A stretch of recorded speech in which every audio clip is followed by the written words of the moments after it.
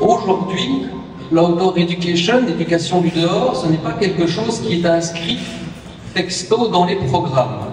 Néanmoins, il y a des initiatives locales, d'écoles qui développent des projets en ce sens.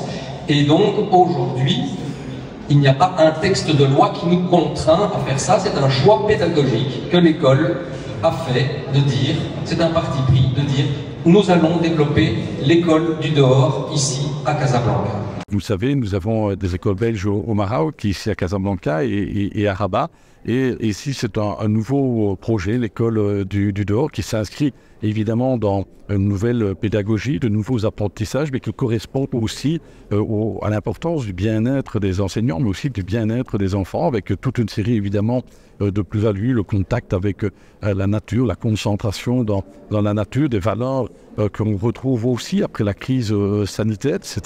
On a vécu aussi l'importance aussi du contexte dans lequel on pouvait enseigner. Donc c'est un projet intéressant qui n'est pas totalement neuf. Il existe aussi dans certains pays dans le monde, mais c'est quand même un projet très innovant. Et c'est pour ça que c'était évidemment intéressant, outre visiter une nouvelle fois les écoles belges ici à Casablanca et à Rabat, mais voir ce nouveau projet du dehors dans une école fortement dynamique ici à Casablanca.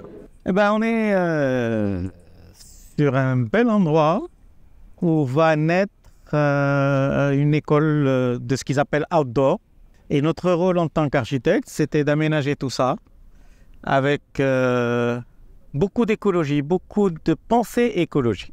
Et l'espace que nous avons d'1,5 hectare est un espace qui peut être aménagé avec des bâtiments ou avec des espaces de vie et de rencontres et d'expériences, d'apprentissage. Ce qui est le but de cette école à ciel ouvert.